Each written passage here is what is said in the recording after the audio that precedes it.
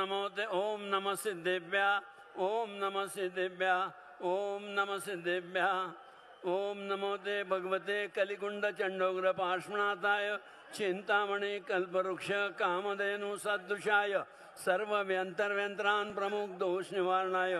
ओम Ram रीम room हमलमरियम शमल Ravi श्रीयुत रवींद्र चव्हाण अध्यक्ष महाराष्ट्र प्रदेश जनता party तसा अध्यक्ष तस्य आशीर्वादस्य तस्य संजय जगताप तस्य खासदार आमदार